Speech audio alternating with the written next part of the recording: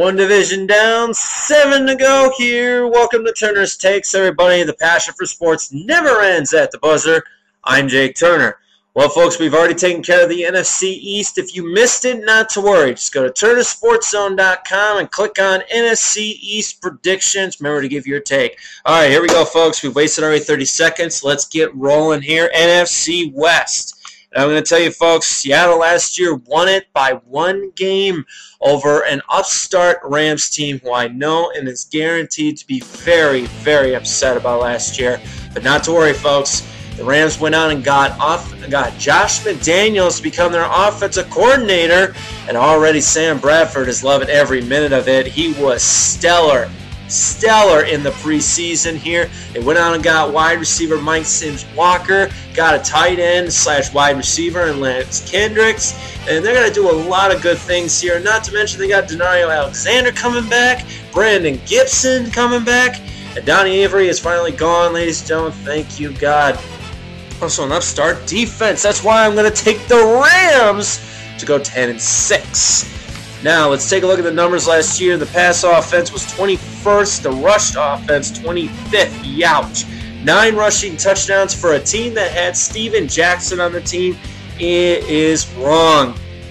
98.6 yards per carry. My goodness. But here's something interesting here. Bradford last year, in his first year as a starter, 60% completion passes.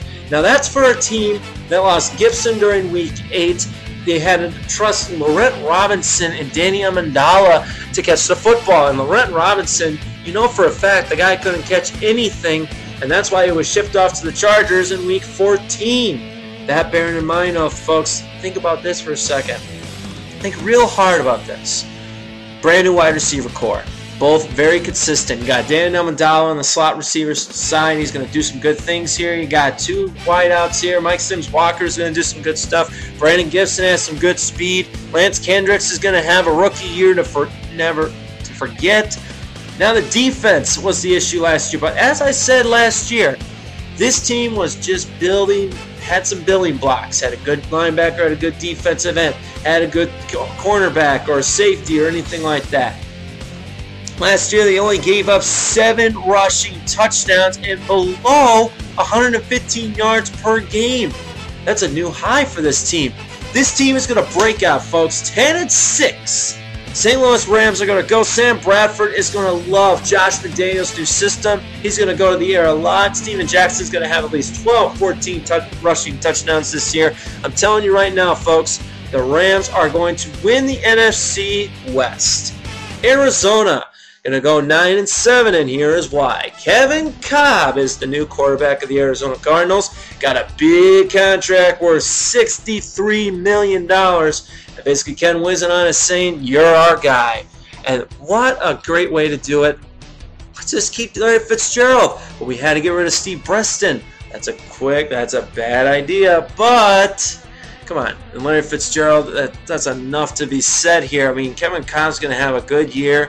I think at least he's going to have about 3,200 yards and maybe about 27 touchdowns passing. I really think that pass offense is going to be dangerous, but I just don't think they got enough here on the defensive side. But look at this, though, folks. Rush offense last year's 32nd. 32nd. But now, folks, Chester Taylor has signed.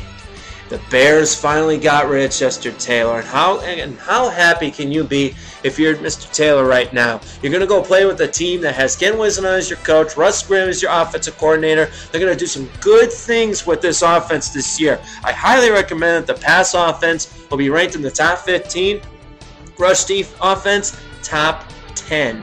Top 10. Beanie Wells is going to do some good stuff. Chester Taylor is going to be good on the option passes. He's going to shift it into the end zone. He's going to take a lot of pressure off this kid. And I really think the Cardinals are going to be a decent enough team to battle it out with St. Louis. But St. Louis is going to take 1 game away from too soon, and that'll basically sink the hopes.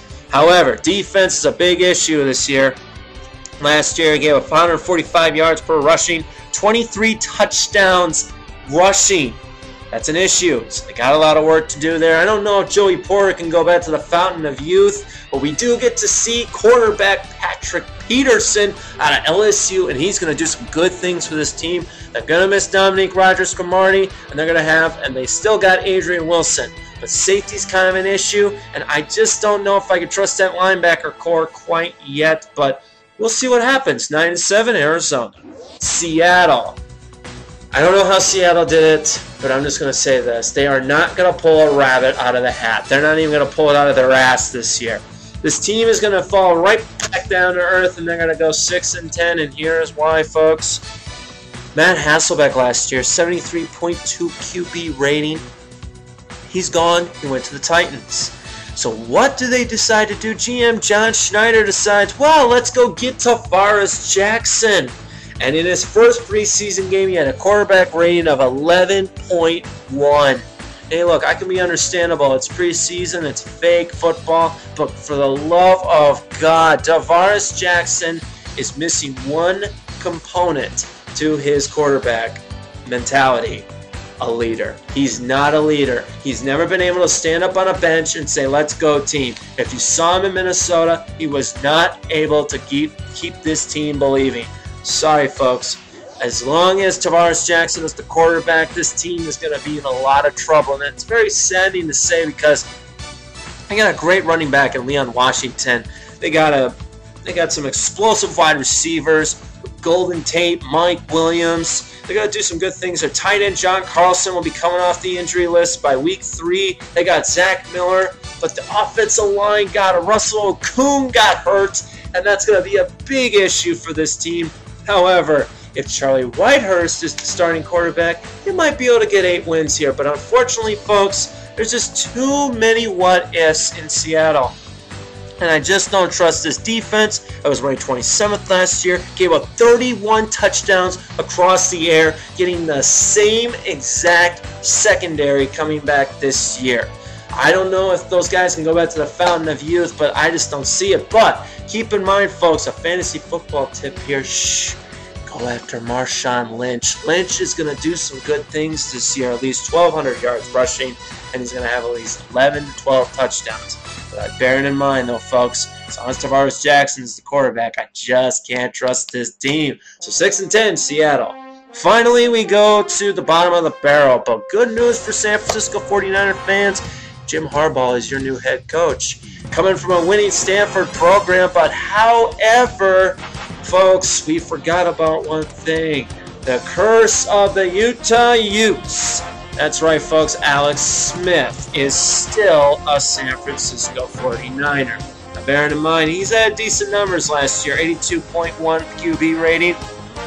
However, the only reason he got 14 touchdowns and 10 interceptions last year is because he stepped it up when they were already down 17 points or more. Inconsistent coaching hit this hard. Mike Singletary, he was tough, he was gruff, he was the iconic coach.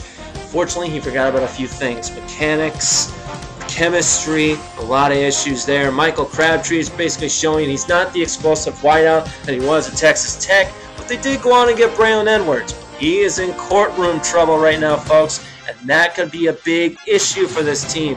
However, defense was ranked 13th last year. They lost Greg Manuski to the San Diego Chargers. That could be a huge loss here. However, linebacker Patrick Willis is coming back, and they did revamp their D-line here. I do love the signing of Eldon Smith. That was a great draft pick. However, this is going to be a rebuilding year. And if you guys can get David Garrard, I'll give you 6 wins here. But however, if you got Alex Smith still behind center, this is going to be a long year for San Francisco fans. God, I hate to do this to you guys, but Frank Gore's holdout was too long. No practice, no preseason. He didn't cooperate. The San Francisco 49ers, sorry guys, 3-13. That's the NFC West prediction, folks. Remember, just go to Facebook, Turner's Takes, if you want to give your comments or concerns.